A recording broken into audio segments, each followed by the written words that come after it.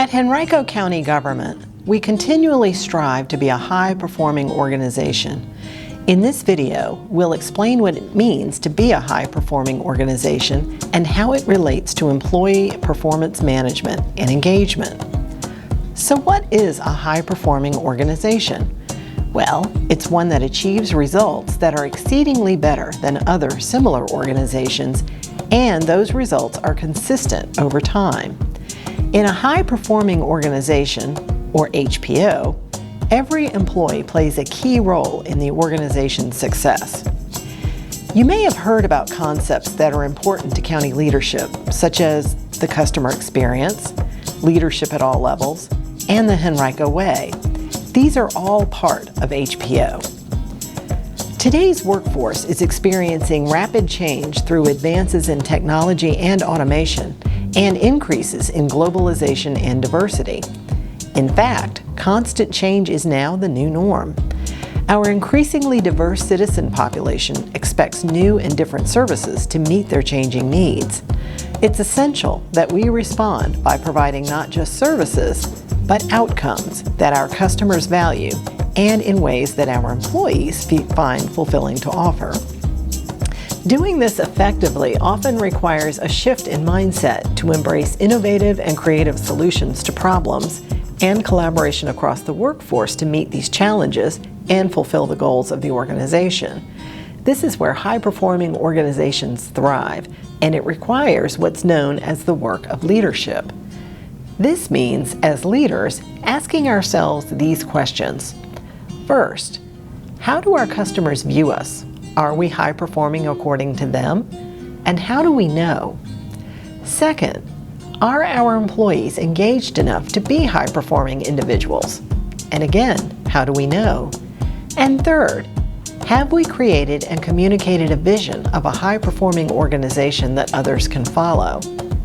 It also means focusing on three major aspects of a high-performing organization, which are employee engagement, creating and communicating a vision, and the customer experience.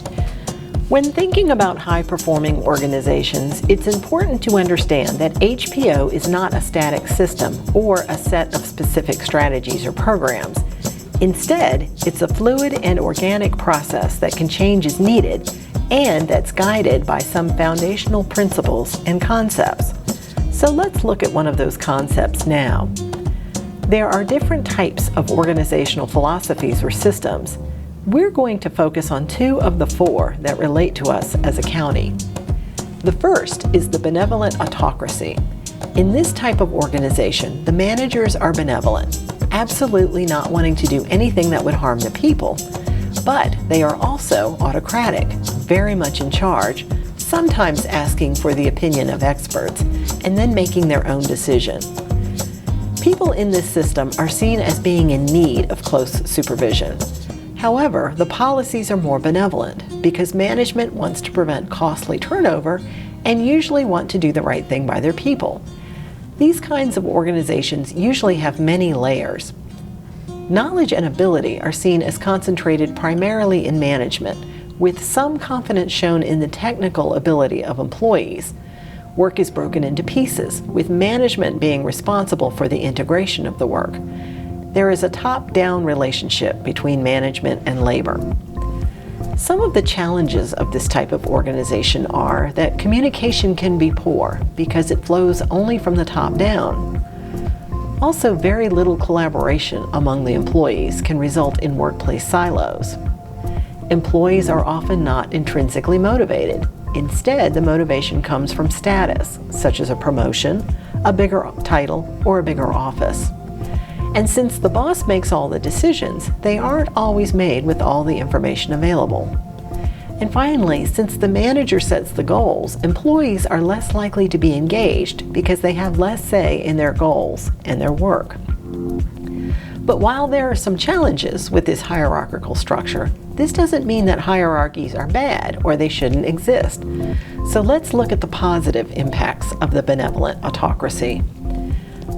First of all, the results these types of organizations produce are usually good.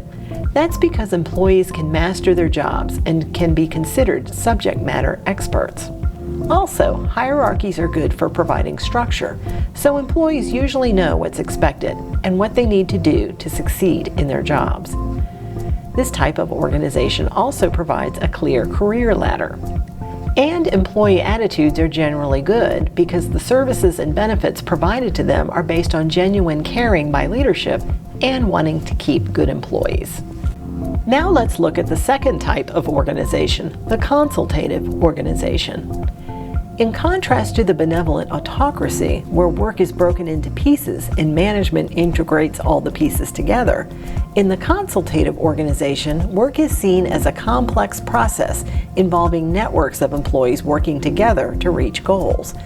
Management's responsibility is to create a culture in the form of values, strategies, and systems that allows these employees to consult with each other. Instead of hierarchical, this style is more collaborative in relationship. Management is still ultimately accountable, but it recognizes that it must consult widely if good decisions are to be made. So instead of consulting just a subject matter expert to make a decision, in the consultative organization, employees from a wide range of backgrounds, experiences, and levels in the organization may be consulted. Motivation is also perceived differently in the consultative organization. Here, the employees are perceived as wanting to do a good job. They know what needs doing, and they have the skills to do a good job without much external control or direction. And that's a motivator for them to perform well. Because communication flows both up and down the organization, and employees are encouraged to collaborate with each other to help solve problems, and are involved in the decision-making process, they have a sense of growth and contribution. Output in the consultative organization is typically good to excellent.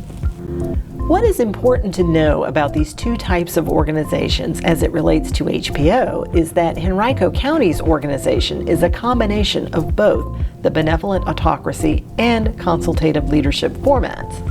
The vision of our top leadership is that we be more consultative because that means leadership at all levels, which leads to better service to our customers and more engaged employees.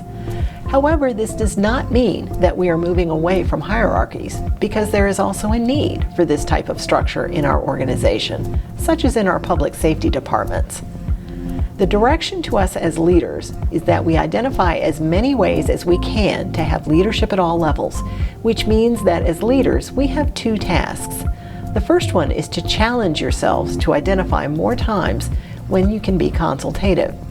Often, there are times we use the benevolent autocracy system because it's faster and easier when we just make the decisions ourselves. However, in hindsight, that may have been a time where we could have been more consultative. The second task is to be transparent with our employees because it can be confusing and disengaging when we're straddling two systems. They need to understand why, in certain situations, such as a crisis situation, we aren't being as consultative. But when you're no longer dealing with the crisis, you can often be more consultative where everyone has a voice. So now you have learned what constitutes a high-performing organization and the two types of organizations that Henrico County is structured around. You also learned that in order for an organization to be high-performing, doing the work of leadership is essential. But what specifically does the work of leadership mean? Well, it's those things that are important to do, but they aren't urgent. Examples might include succession planning, reimagining current processes, relationship building or networking, employee or personal development, or creating a strategy, direction, or vision for your team. Since there's usually no driving deadline to complete these types of activities, we as leaders might find ourselves putting them off just until we have a little spare time. We know that this is the hardest time to carve out for ourselves, and yet it's critical to do this work. You can't achieve high performance successfully if you don't have a clear idea of your vision. So now is your chance to create your vision for your area of influence. For those of you watching this video as pre-work for the Vision to Performance online workshop, the handout attached to this video includes an assignment for you to complete prior to class, where you will write down your vision for your team by completing the following sentence.